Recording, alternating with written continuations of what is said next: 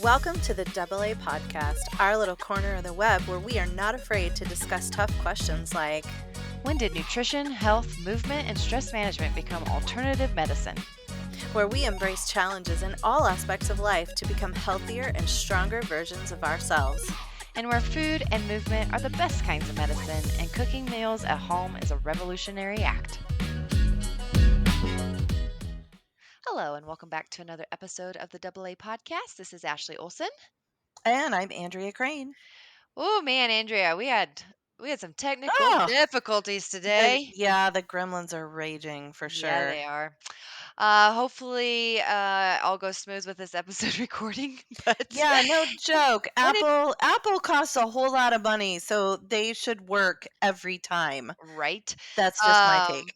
So hopefully, if you're listening to this episode, if it's been a struggle of a week, I hope that you are looking on the upside of everything. You So feel seen. We see yes, you. we see you. Well, as always, we're going to start each episode with our weekly Bible verse, and mine is coming from Galatians 5:1 and verse 13. So, verse 1 and verse 13. For freedom Christ has set us free. Stand firm, therefore, and do not submit again to a yoke of slavery. For you were called to freedom, brothers, only to not use your freedom as an opportunity for the flesh, but through love serve one another. Okay. And mine is Matthew 6:33, but seek first his kingdom and his righteousness, and all these things will be given to you as well. I love it. All right, girl. I'm still just absolutely stymied. I'm gonna try to stop thinking about this stupid computer issues and think about what we are talking about today. So we're doing another pep talk for you guys. And today we're gonna be talking about a relatively new peptide, although it's been in the research communities for quite a while now. It's called Retatrutide. Have you ever heard of this one? No. Okay. Some people pronounce it Retatrutide, but I think Well, that's that's dumb. what I was So gonna do. yeah, So it's Retatrutide. But you know what? I used to tell all my students, I'm like, listen, you as long as you're using all the letters, say it with confidence. I know So my hook on phonics is not letting me say what you that just said. yeah, Retatrutide. All right. So that's So, mhm. Retatrutide. So Yes. yeah. Yes. So for those of you playing along at home, so this is a new investigational peptide, and this will be in the class. So this is similar to semaglutide and tirzepatide. Okay, Okay. so it's going to be one of those weight loss drug. This is going to be potentially an even bigger blockbuster drug than Manjaro or What? Tirzepatide. Yeah. Mhm. What? Yeah, it's huge, but here's the deal. I really put this outline together as a caution. And Ashley, you and we have been talking, privately about just our ongoing concern and I would say growing concern about these Mhm. medications and their use. Yeah. We've all seen the melted candle physiques out there, and what I continue to see out in the world is I continue to see people just sort of melting Mhm. and their musculature, and it just doesn't seem to matter how much we preach and cajole and declare and like you've got to do these things. If you're going to use these drugs, you've got to do these things. So I don't know. I do see a bit of cavalierness to people. Like they get desperate, and I understand. Believe me, Mhm. I understand. Um, they get desperate, and it's like, I don't care. I don't care what the side effects are. I'm going to get this weight off. And I know the thinking. Trust me, I do. I'm going to get this weight off, and then I'm going to put the muscle back on. Mhm. So that's not exactly what happens though. So I really want you guys to listen closely because we're going to talk about retatrutide, but this particular peptide really highlights some of the things that Ashley and I have growing concerns about in this space. Mhm. So, buckle up.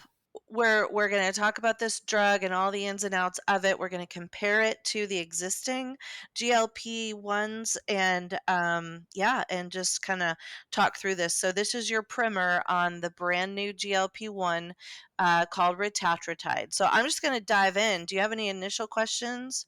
No, and I think a- as with everything, and I think as with everything, whenever you have a dogmatic stance on something, Mhm. that's gives me pause because as people use certain products, whether they're the GLP-1s that are out there or maybe a certain exercise routine, um, if you are so dogmatic on this way or the highway, that Mhm. that just gives me pause. So, as with everything, I think it's healthy and a good thing to have somebody that over time, as they use or see the product being used, to evolve a different stance. And I think that's a healthy thing. And it's not something that should discredit Yeah, and somebody's credibility. are you talking about that in terms of like GLP-1 use Exactly. and So if you go evolving back, opinions on this? mhm, Yeah. if you go back to our GLP-1 episodes, I think I want to go back and listen to them myself, but I believe we were very cautious about how we Mhm. said they could be a helpful tool. And I know we use the word tool Mhm. extensively because we know that they can't be used as a single agent to reach Right. Or at least they ultimate. shouldn't. Yeah. Mhm. But what I've been seeing, and I was telling Andrea this, was I see people using them just as Andrea just said, as a way of like, well, I'll just get the weight off and then. Mhm. Mhm. And Mhm. that is a very dangerous mindset. Yes, it is. Yes, it is. Yeah, and we're gonna talk about that as we go about what are the dangers and the pitfalls of this. So yeah, I hear you. We're definitely going to address that. And yeah, to Ashley's point, I think you know I've been burned in my younger years by being super dogmatic about, my gosh, everything. I had a really strong opinion on absolutely everything all the time. However, as you get new information, I really think it's a mark of maturity to be able to hold loosely to things that, this is. I think it's a mature point of view to say this is what I think now, but I reserve the right to change my mind and maybe do a 180 with new Hmm. information.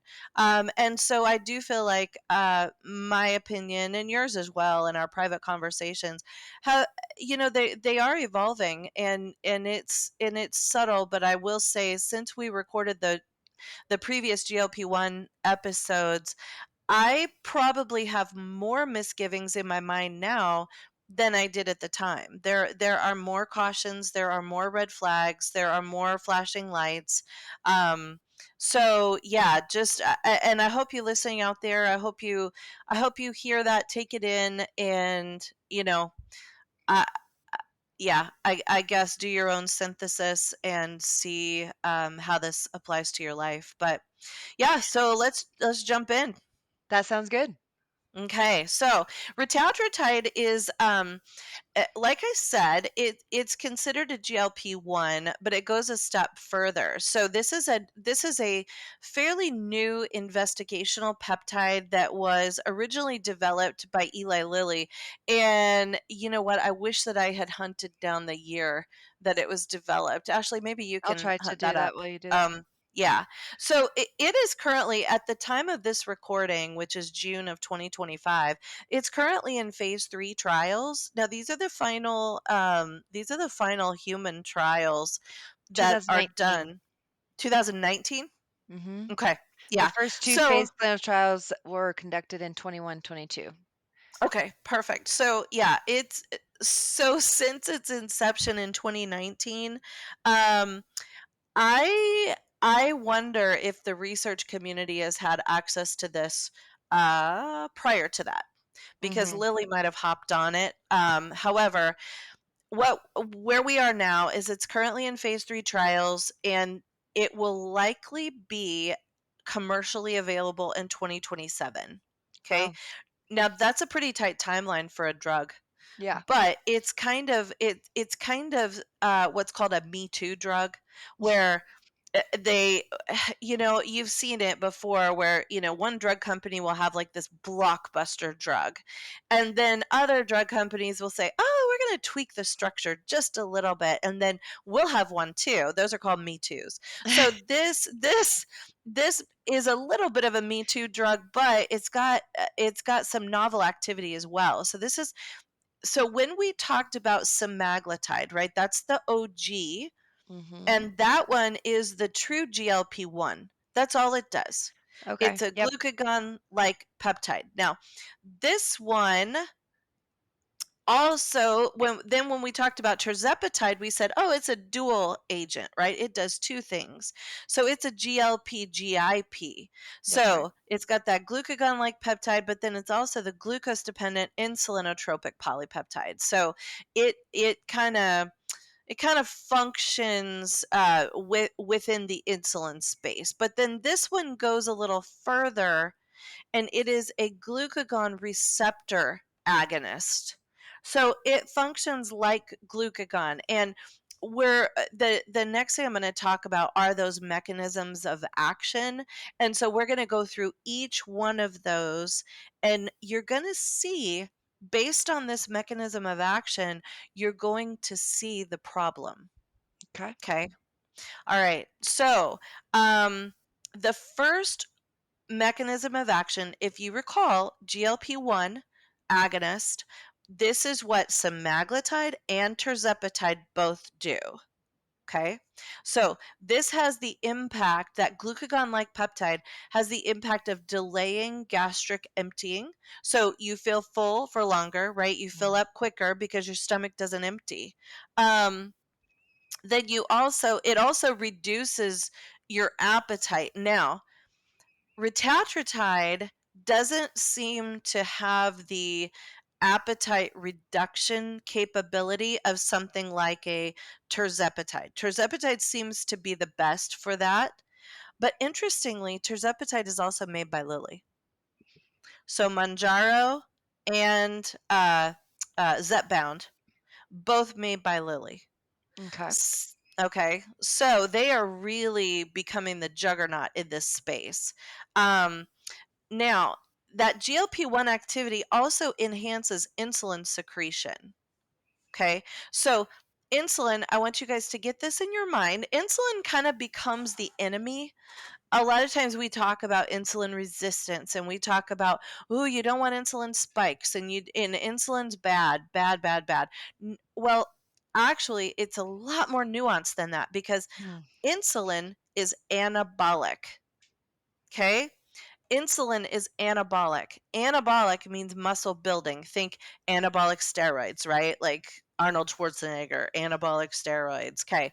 So anabolic is muscle building. Insulin is highly anabolic. Yeah.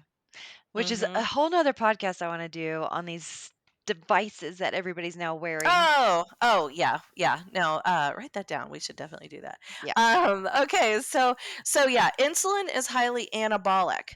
Now, I want to kind of throw a little physiology in here, and don't, just real high level, don't get lost in the weeds, but you really need to know the difference between insulin and then its partner,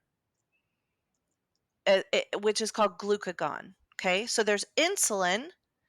Insulin is in response to elevated blood sugar. So your blood sugar goes way up. Your pancreas says, "Oh, we got to make some insulin. We can't have this blood sugar that's so high," right? So insulin comes pouring out. Now, insulin does a lot of things, but one of which, and potentially the most important, is that it ushers glucose into cells. So out of the bloodstream and into cells, right? Now, too much of that can become problematic, because as you become more insulin resistant, that leads to diabetes. That Mhm. leads to fatty liver. That leads to metabolic dysfunction, okay? So, anything in excess is problematic. Right. And the same can be said for this, okay? So, the sort of the counterpart to insulin, also secreted by the pancreas, is called glucagon. And I always told students, remember the activity of this by the name. Think glucagon, glucose gone. All right? Glucose is sugar, physiological sugar. So Mhm. if the glucose in the bloodstream is too low, like low blood sugar, how do you feel when you have low blood sugar? Like a crash.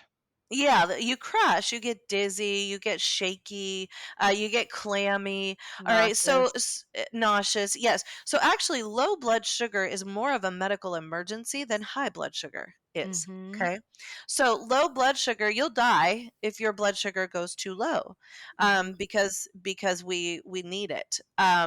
So blood sugar going too low, that stimulates the pancreas to then secrete something called glucagon.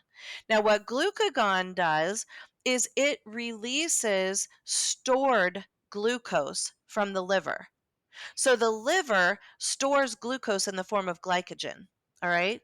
So your body has backup upon redundancy when it comes to systems. And that's what makes us such resilient creatures, right?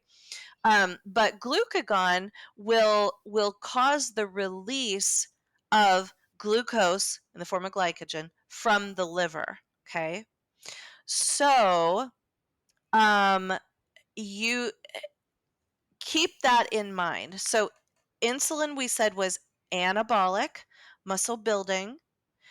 Now glucagon, you would rightly maybe surmise that it is catabolic. That is muscle breakdown. Mm. Okay. Interesting.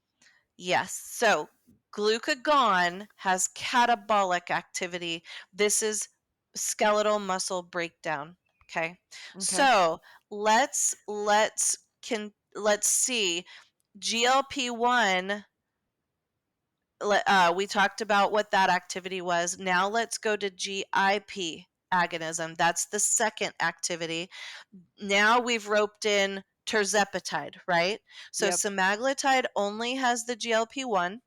Mhm. Tirzepatide then has GLP-1 agonist activity, but also GIP. Now, Mhm. this potentiates insulin release in response to meals. Okay? So, this will increase insulin in response to your meals, meaning that you become a more efficient user of the glucose that you take in. So your blood sugar doesn't stay high for long periods of time. Your body very quickly says, "Ooh, we got to get more insulin released." Okay? So, that's how it treats diabetes, and that's why these drugs were always intended to treat diabetes with these weight loss side effects. So, if you're somebody that needs to lose, say 50 pounds, not much. Or like, Mhm. I mean, it is a lot, but it's not, Mm. right? Mm. Whereas, like somebody that might need to lose 100 plus, Mm. Mhm. would you, would it be correct to say that somebody that has, say, a 50-pound weight excess Mhm. also has high insulin? Almost assuredly. Now, there are people who have kind of gorilla pancreases. There are also people who have a lot of skeletal muscle. And so body composition figures heavily into this. And Right. so if there's a lot of skeletal muscle, you get a lot more metabolic flexibility. It's almost like you have a lot more resilience within your system. Yeah, and I think when I say 50 pounds excess, I'm not talking Mhm. about like the standard, US chart. I'm talking Yeah, about like yeah, 50 pounds of actual fat mass. right. Yeah, and again, because I mean, you honestly, like, you could look at, oh gosh, wow, let's just take weightlifters, right? Right. You weightlifters, football players, right? These people with lots and lots of muscle mass, but then a lot of mass also. And so they would not necessarily be insulin resistant on paper Okay. Yeah. because they have all of that anabolic muscle activity, because muscle is highly, highly metabolic. It requires lots and lots of energy inputs just to maintain it. And so, yeah, it's going, gosh, that's such a nuanced conversation. It's just going to depend on physiology. Right, Yeah. on how well the pancreas works, how long have they been overweight, lots and lots of things go into that Mhm. Mhm. calculus. Just trying to So wrap my head around all I what you know just it, said. and it's so keep it real high level. Just know that what these drugs do is they essentially mimic the insulin sensitivity aspect of having a good diet and an ideal body composition. That's what they do. They essentially they regain efficiencies that your body's lost because of diet and lifestyle over time. Okay. So now let's talk about this third activity. Okay, the third activity that retatrutide engages in that the other two don't is called glucagon receptor agonism, and this is essentially this drug. It functions as a glucagon analog. So it's kind of like glucagon in disguise. It will function as glucagon. Now, what did we say about glucagon? It If basically takes insulin out. Or glucose out.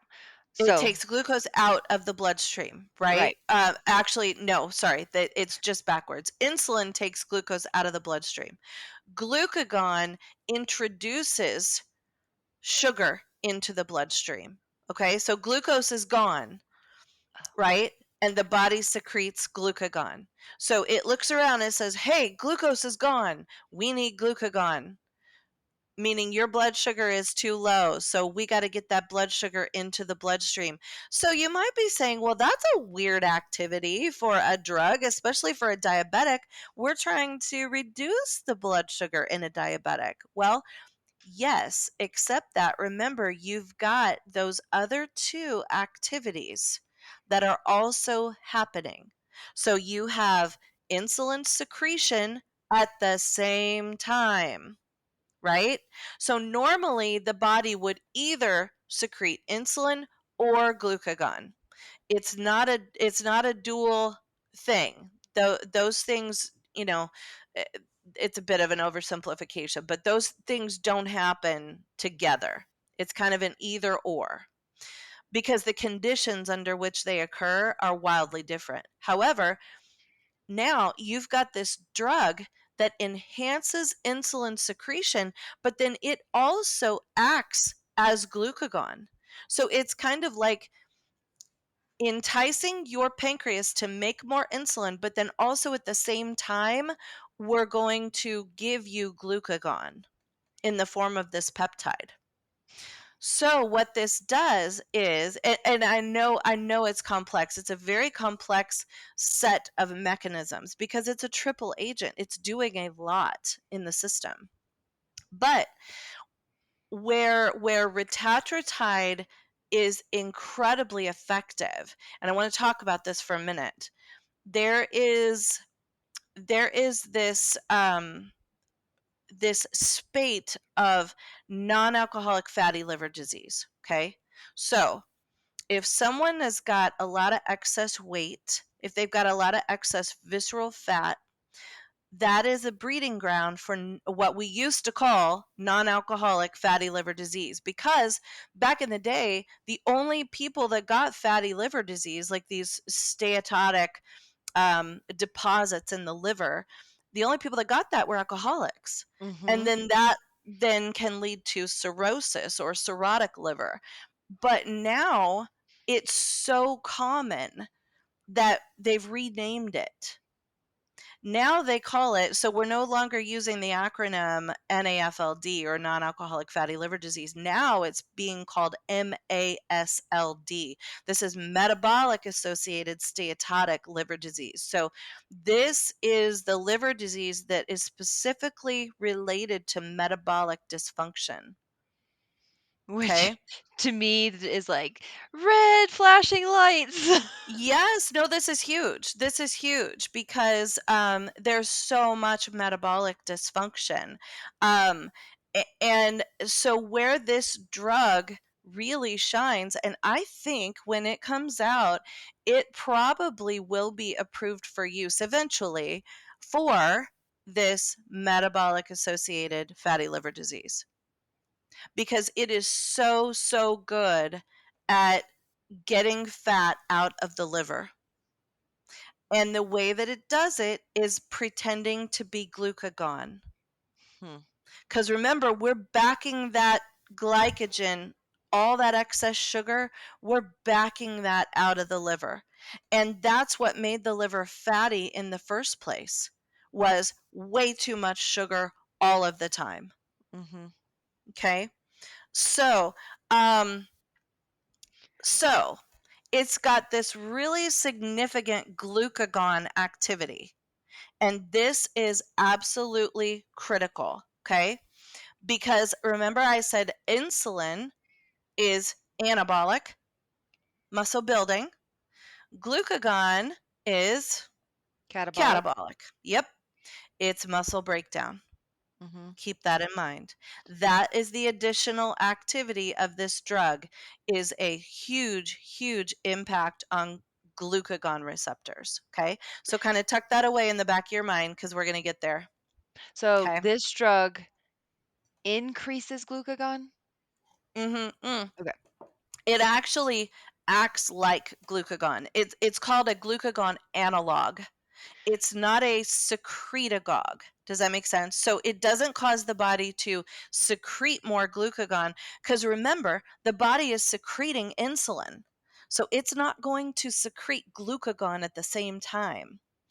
But while it's secreting insulin, this drug is acting as a glucagon analog. Like essentially, it's like we're giving you glucagon while your body is secreting insulin, which is a So in my crazy metabolic environment. I mean, it's not and it's not a physiological environment that would ever be created naturally.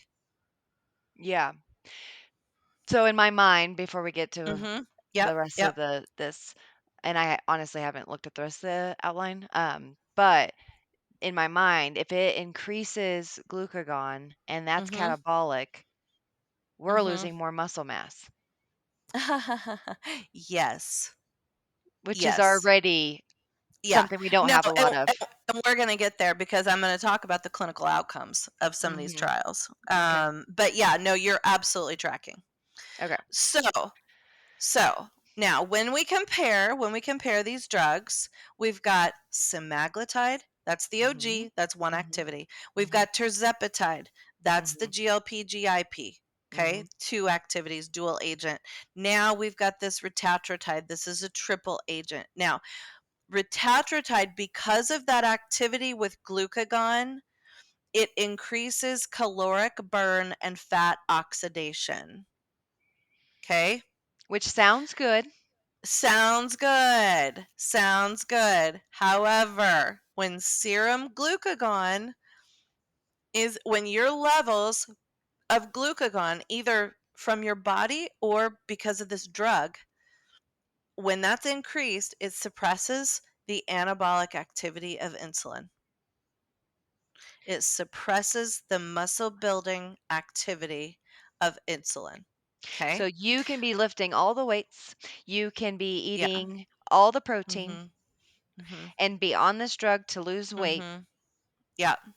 Yeah, and And there's keep in mind with muscle building there's a push pull, right? mhm. There's a push pull. There's a there's the anabolic muscle building activity, but then there's also the breakdown. the catabolic. So the worst possible combination would be to inhibit anabolic activity and increase catabolic activity. And that's what we see here. Hmm. So not only is it just inhibiting the anabolic activity, it's also ramping up the catabolic activity. So, not good. Mm-mm. Now, let's compare the clinical outcomes, and this will tell you why this, excuse me, this will tell you why this is going to be a blockbuster drug of the century. Okay? With semaglutide, there was, in a clinical trial over the course of 68 weeks, there was an average of 15% of total body weight lost. Okay? Which is amazing, right? That is amazing. That is amazing. And 68 weeks, that's about a year and a quarter. Yeah, that's fantastic to lose 15% of your body weight over the course of that time. That's a real slow loss, but it's a loss, and that's fantastic. Mm-hmm. Okay. There was also has significant reductions in A1C Mm-hmm. and showed improvement in cardiometabolic markers. So we know that semaglutide and Tirzepatide now have also been approved for certain cardiovascular diseases Mm-hmm. because of these positive impacts. All right, so that's the OG, that's the semaglutide. Now, enter Tirzepatide. Okay. So Tirzepatide, and I think the Surmount trial, let me look real quick here. Um, I want to know over what period of time. Um, let's see how long. Sorry, I should have found this earlier. So the Surmount trial. Oh boy. Was that really 94 weeks? I don't think so. Yeah, I think it's like a 72-week trial. So essentially the same amount of time as the semaglutide trial. Users lost 20% of weight loss of their weight. Okay? So, better weight loss, and what you'll 72 hear weeks. 72 weeks. Okay. So what you'll hear anecdotally is that users noted a greater appetite suppression with tirzepatide than they had with semaglutide. Mm-hmm. You will also anecdotally note that some people, well, a lot of people will say there are fewer GI side effects. Mm-hmm. Okay. Um, so you also see that it is more effective than semaglutide in improving insulin sensitivity. It also is more effective than semaglutide in normalizing cholesterol ratios and Hmm. on a lipid panel. Okay, so tirzepatide kind of became the darling. Also, what? Well, we'll get to that. We'll get to muscle bass here in a minute. But so now let's go to retatrutide. Okay, now what they've seen is in just 48 weeks, people were losing a quarter of their body weight.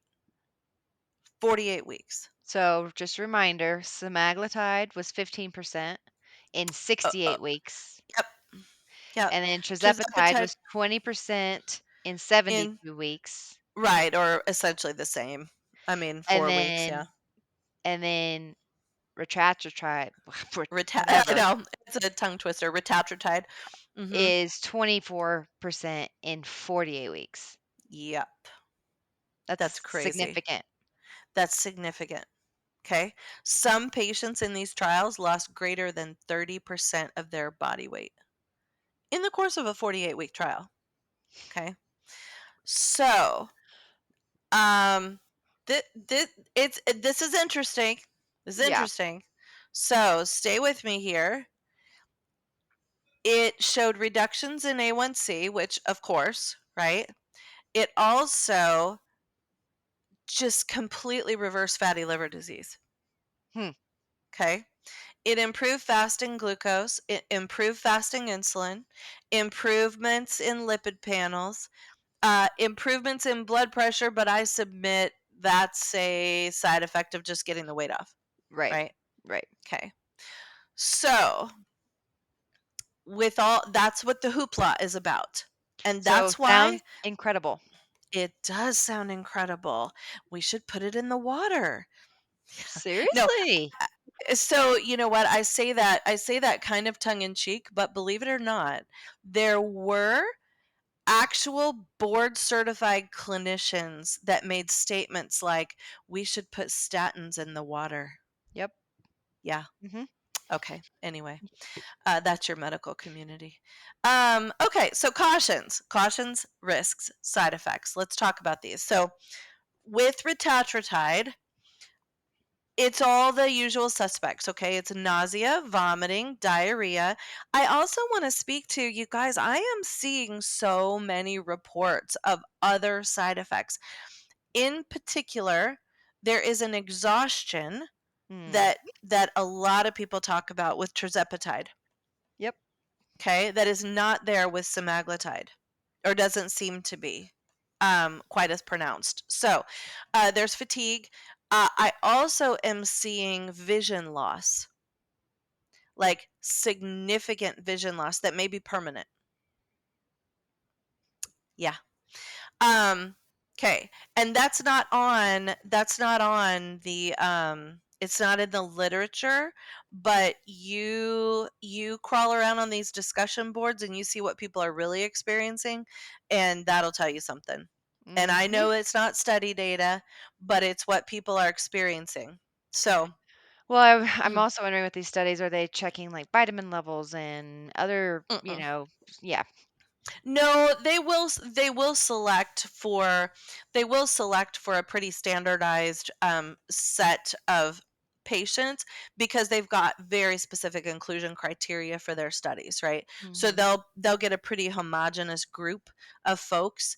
Like you can't be on this medication, you can't have this condition, you can't blah blah blah. So there's Mhm. inclusion and exclusion activity certainly for these studies. But you throw it out into the world, into a sick population, and yeah, you better believe side effects abound. So, Mhm.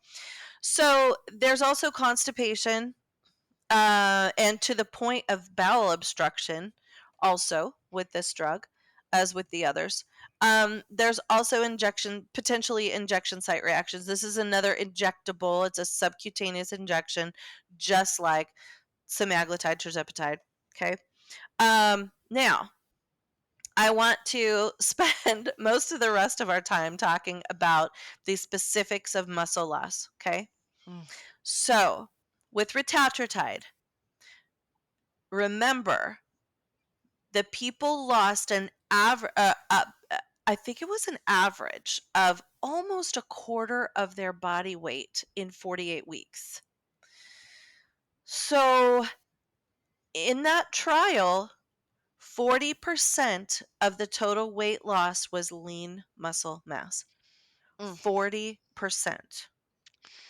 Ugh. That is so huge. It's so bad. It's so bad. Your body can pack on basically limitless amounts of fat and adipose, okay? Limitless. Let's say let's say you've got somebody with 200 extra pounds on them, all right? They don't have that much muscle mass to No. lose. Like they don't have it. No.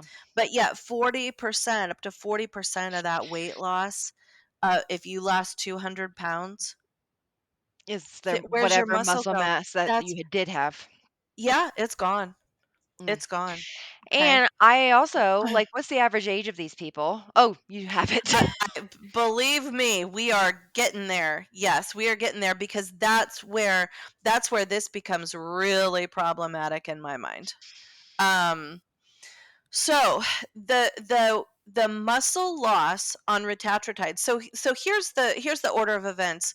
We had semaglutide come out, And everybody was like, "Oh my gosh, this is amazing," except there's this little muscle loss thing. Well, It's then okay though. tirzepatide. It's okay. Just eat more protein Oh, and work out. It's fine. right, right. Yeah, everything will be fine. Then tirzepatide came out, and it was slightly better. It was slightly better in muscle preservation. Um, but then Retatrutide is gonna come out, and it is worse. It is markedly worse than semaglutide or tirzepatide, okay? So, the and here is my problem with this. I think initially when people would talk about GLP-1s when they were still kinda new in the marketplace, initially people were kinda horrified at the thought of losing their muscle. They were Mhm. kinda horrified. But then, as things become normalized, as you continue to see your friends dropping all that weight, as you continue to see, "Oh my gosh, look at the starlets on the red carpet. Look, she used to have some extra weight and now look at her. Mm. She's a stick." Okay? I need some of that in my life. And so slowly, slowly over time, the muscle loss it stops having that kind of visceral impact. Mhm. And so I fear that this drug, which is worse, it's going to be like, okay, It's whatever. fine. But look at the weight you lose. Okay, okay, but you're not going to have a muscle left on your body. Mhm. Mhm. So But the it's scale will read what I want, Andrea. I know, and you look like a melted candle. Mhm. So, all right. So here's the thing. The glucagon, we know about glucagon, it's catabolic, right? And we know that this drug has so much activity, glucagon-like activity. And because of that, it enhances that catabolism or that muscle breakdown. And I think that's the mechanism of action. And I think that's why we're seeing so much muscle loss. Okay. Now, I want to talk about age categories here. And believe me, I'm treading carefully. I just had a birthday, and I mean, it's not getting any better, people. You don't age backwards. The reality is what it is. And let me just tell you that at the age of 50, that is when you get this pronounced anabolic resistance. Okay. Your body resists putting on large amounts of skeletal muscle. Mhm. Until 50, you can put it on and you don't have to really work that hard to put on that muscle. I mean, yeah. So what I'm saying is it becomes really, really hard to put on additional skeletal muscle without the aid of, some kind of anabolic stimulus like testosterone or something like that. Okay. So age 50, that's kind of a line in the sand. Now, going further, at age 60, it is almost impossible to recover muscle lost. Okay? So, here are a couple of clinical considerations that I want people to know. So, let's take women because I know we have a lot of female listeners. So, women who are very slightly built, right? They're extremely lean and maybe a little willowy, okay? Extremely slightly built women. Physiologically, they are very, very healthy until you get to menopause. And after menopause, the women who do better are the ones that have a little more meat on their bones, believe it or not. Now, one of the reasons for this is because they have better musculature, they have more skeletal muscle mass because they've been carrying around extra weight, right? I mean, that's just the reality of it. So, they've got a little more muscle mass. I'm not talking about obese, I'm talking about they have some extra weight, okay?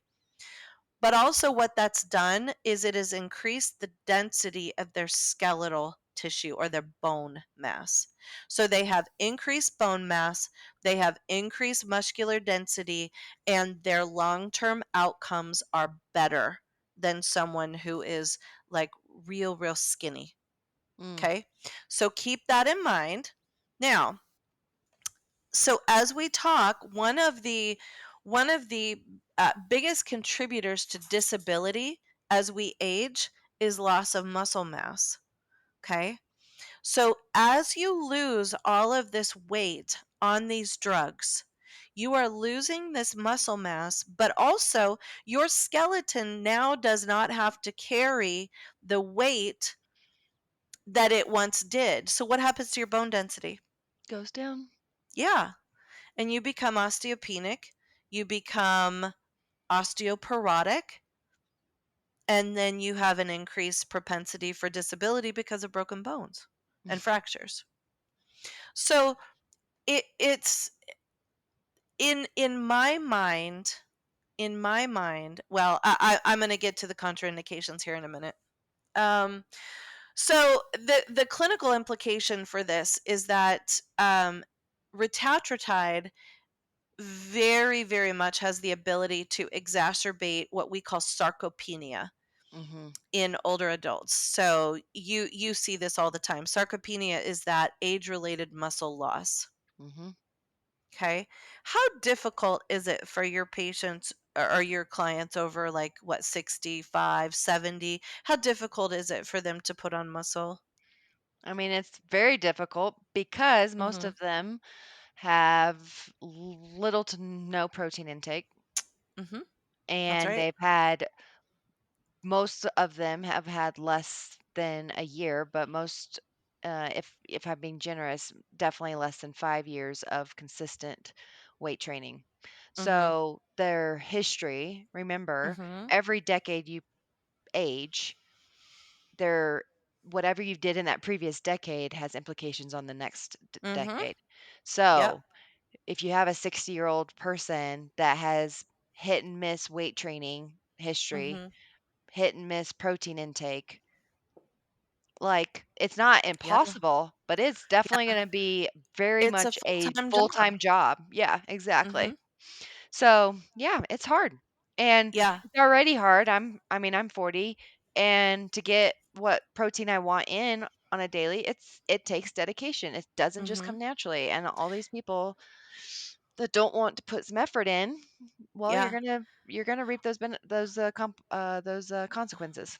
Yeah. So and now I want you to consider, so you at 40, you know how hard it is to get all the protein in that it is required to maintain your musculature, which Mhm. is considerable. You got a lot of muscle mass on your frame that you've worked really hard for. Um, Now I want you to imagine trying to get that protein in when on an appetite suppressing drug that might cause some nausea, might cause some. Well, that's what I was telling Andrea in our private conversation.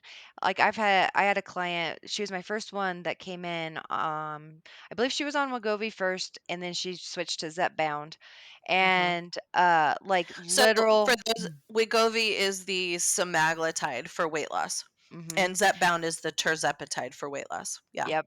And so she loves Zepbound Mhm. because she was losing more weight. She Mhm. looked like a melted, like she had nothing to her frame. She came in and I was like, "Oh my gosh, you look anorexic. Like you just there's nothing to you." And she was only in her 20s. Mm. And actually, sorry, she had just turned 30. And Mhm. so I'm just thinking, well, so I was like, "You've got to get protein in. You have to get protein in." She's like, "I'm trying. I am so nauseous. Every time I eat, I just get so sick." Mhm. But Ashley, and that's pretty stereotypical. So I'll see someone like that in clinic, and to me, that is enough reason to get them off the drug. 100%. If you cannot, or if you will not And eat her the doctor kept protein, increasing her dosage. of course, And he wanted her to because lose yeah. another 50 pounds. And I was like, Oh, "Where?" wow. That's crazy. Yeah. No, that's crazy, and outcomes are worse. And Mhm. now that person, imagine when she hits 40. Imagine Oh when my she hits gosh. 50. I mean, 50 is not for the faint of heart, and I will tell you, it it is it is exceedingly difficult, and I find that where my life used to be able to run pretty well with regards to health on autopilot, no longer is that the case. Like, it is, you gotta be all in, um, and I still have not figured out how to navigate all of this for my particular physiology, but I'm telling you guys, it doesn't get easier.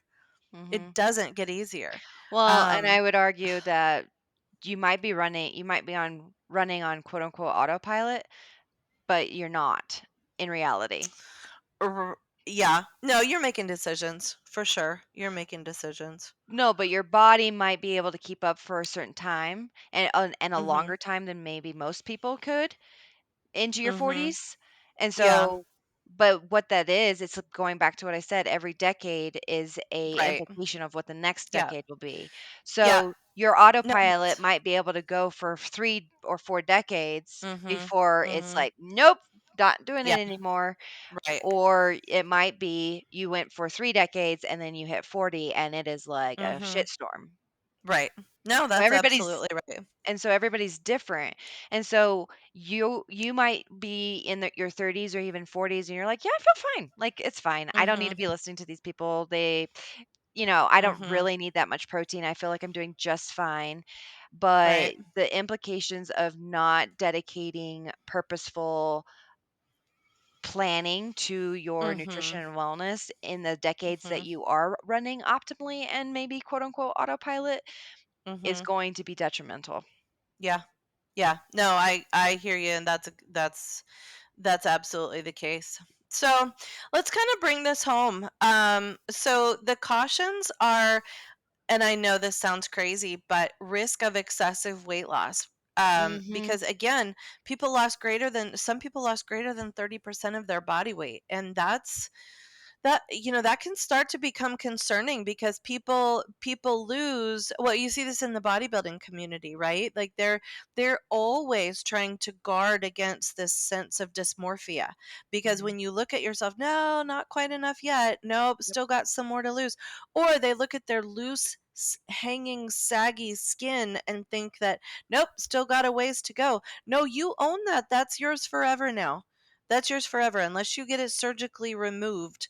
Mhm. That saggy skin, it doesn't have any muscle to hang on. There's no fat underneath. Yeah. It's gone. Muscle mass loss, I mean, we've, driven that point home. Also, the glucagon agonist activity, um, as you can imagine, if you flood your system with glucagon, it increases blood glucose. Now, this is a transient impact. The half life of these drugs is fairly long because you're only injecting once a week, which I don't like that either. Like, if, oh gosh, I have so much to say, but if you're going to use these drugs as a tool, I think there's a way to do it.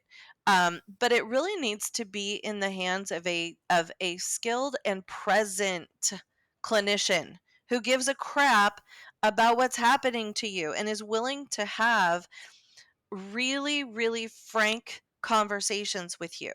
Mhm.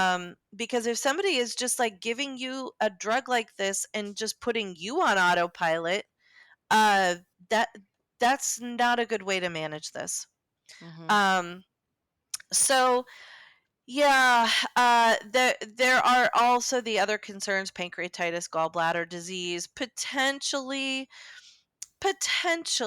a medullary thyroid carcinoma concern, but I think these risks are overstated. I think that is in an animal model, and that is not necessarily analogous to humans, but there are plenty of other cautions to give us pause.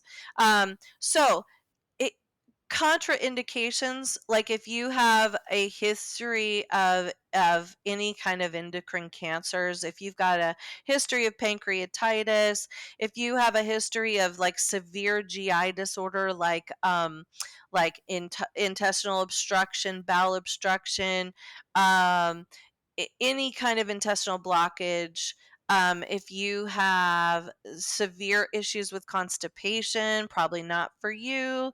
If you have a, again, personal or family history of medullary thyroid cancer, they would say that this is not for you. Again, I think that's a likely overstated risk. But now, then, in my own personal prescribing habits, I can tell you that if you're over 50, I would not be prescribing you or recommending that you get this drug Mm, because of the sarcopenia concern. mhm, It's real, you guys, and this is, I know that it's become so normalized in the culture to lose muscle and to see just really skin and bones kind of people, but I'm telling you, there is an epidemic coming of sarcopenic disaster, mhm. and we're starting to see the first little bit of it here. So if you're over 50, I really would caution against. There are better options. So Yeah. um, I also want to tell you that the drug companies are aware of this, and they'll give you a drug that causes a problem, and then they'll create another drug to fix that problem, and then that'll cause a problem. So you can see, like, the sales cycle is unending on these things. So Mhm. um, they actually have drugs in the works. You guys, these are called exercise mimetics. So it mimics the impact of exercise. So they have monoclonal antibodies. These are big dog drugs. These are like thousands of dollars a month, in drug costs. These will hopefully um keep you from losing so much muscle. But I submit, why are you on $15,000 worth of drugs a month? Like, Right. why? Yeah. So there, before 20 years ago, this was not a thing. This wasn't a thing. So why don't we try to get back to a little simpler versions of, believe me, embrace the tech, embrace this stuff, but man, go in with eyes open. Go Yes. in with eyes open. That's all I'll say. Yeah. Um, man. It's Right? just it's just so crazy. And if you're listening to this and you're like, "But Andrea and Ashley, like I am struggling. I need Yeah, all the help I can do. I'm yeah. in a very dark space. I feel like Mhm. I'm in a well that can't even see the light at the end of the literally Yeah. can't see the light." And for somebody like that, what I would highly encourage is to get somebody that can literally hold your hand and walk you Mhm. through on a Yep. daily basis. Yep. Be- But you are accountable to show up for, because as Yep. much as you need to put on that lean muscle mass and reduce Mhm. that body fat, you Mhm. also have to increase the strength of your mental fortitude Yep. and your dedication to showing up for yourself. That's right. And the That's one right. thing that I see my clients that, maybe they were yogis and Pilates. I have a lot of people that have been a yogi and a Pilates person, and they Mhm. realize it wasn't enough. And so now they're just stepping their foot into weight training. Mhm. And it was so cool yesterday. I had a client, she did a front squat for the first time. She was a lifetime yogi, runny, cardio Oh. bunny, and she did a Uh-huh. front squat for the first time. She's been lifting Ah. for about a couple months now, doing awesome, very timid, very scared of weights. And she did it, and she came Oh. out of the squat rack and literally did like a like a gorilla. And she's like, I felt so amazing. Oh I my was like, gosh, I oh my love it. gosh, that makes me so happy. Mhm. But like, it's scary, and she Yeah. literally, I for most lifts, especially with the barbell, I am standing Mhm. right next to her. I'm coaching her through. I'm holding her hand virtually, um or Mhm. not virtually, but But yeah, uh, you're right there. I'm right there, and so she Mhm. feels safe, and she Mhm. feels that, she's not gonna hurt herself, and that's huge so Yeah. if you are in that space, I know it's an investment. I'm Mhm. not, diminishing that fact, and it is an investment, but I encourage you to see that kind of investment into a positive transformation of your health versus an quote unquote investment into something that's kind of an easy push start button like these drugs that Mhm. we talked about is Mhm. going to be the return on investment is going to be substantially better. And I know you can't see that right now, and it's going to be a longer journey, and I know that it's going to be rough. You're going to have some valleys, you're going to have those mountains, but um I promise you that the mountains become way more often than those valleys do, Mhm. and you are going to see so many more wins if you stick to it long term. So, Yeah. Yeah. yeah. Yeah, and I can I mean, Ashley and I are kind of a picture of, I what are we, 13 years apart, Hmm. something like that. Um, you know, honestly, you guys, I can look back at Ashley like if I was a version of her and say, "Oh my gosh, I can tell you that your 53-year-old self will be so happy at everything that you're doing right now." Hmm. Um, and the very best time to start building muscle was 10 years ago. The Yeah. second best time is today. Yes. So that, if you missed 10 years ago, it's okay. Start now. Yeah. Start Even if you now. missed 12 years ago, we've That's right. mentioned her before, but Oh, I Joan, love her. Train with Joan. Train with Joan. If you don't know who that is, go Mhm. look at her Instagram. She didn't start until she was 65. Yeah. Yeah, and she's 65. amazing. What an And she has incredible put story. on an amazing amount of muscle mass. Mhm. Her quality of life is night and day different. Yeah. And so, yeah, if that's hopefully this is an encouragement and not a discouragement for people that may be on the drugs currently and being like, "Well, what am I Mhm. doing? Oh my gosh, I just feel lost. I don't." Mhm. And then you just kind of throw up your hands and, give it all up. Yeah. Don't do that. Right. Work with somebody, especially like Andrea, that can handhold your hand on either Mhm. figuring out a plan of getting off of these drugs There safely and must be an effectively. off-ramp. Yes, there There. has to be a plan for Hmm. getting you off of them. If there is no plan for getting you off of them, I encourage you to run. Yes, yes. Mhm. And work with somebody like myself that can put a program Mhm. that coincides with your offloading of these drugs with Andrea. So, you know, Yeah. um, there is a way, it, but I would encourage somebody that's truly struggling to have Mhm. somebody that can hold your hand and get you there. So, Yeah. all Absolutely. right. Well, Andrea, this was incredible. Incredibly scary information, but also Yeah. very insightful. And that is another Yes. thing with all these episodes is we want to give you information to Mhm. kind of, marinate on and be like, Mhm. okay, how does this affect me? Does it affect me? Maybe it doesn't affect me. Right. Maybe my family members that are considering these drugs. Yeah. And you Mhm. can point them to an episode like this and be like, just take a listen, give it some food for thought, and then obviously Yeah. make a decision that feels best for you. But for me, these drugs have serious red flags, um, Mhm. and I'm scared for what the next 5 or 10 years with Yeah, people I on drugs. I am too. So I share that.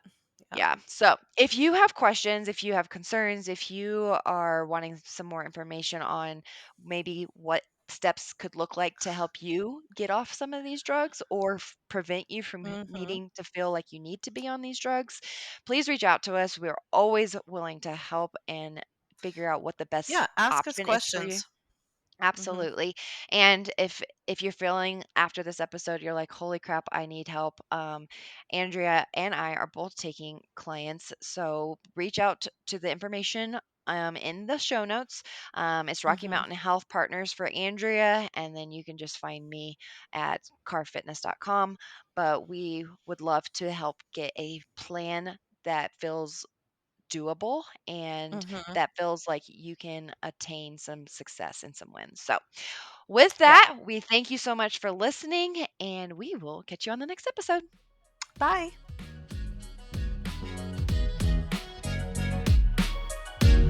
The content provided in the AA podcast is intended for informational and educational purposes only. The podcast is not a substitute for professional medical advice, diagnosis, or treatment. Always seek the advice of your physician or other qualified health provider with any questions you may have regarding a medical condition. The information and opinions expressed in this podcast are solely those of the individuals involved and do not constitute medical advice.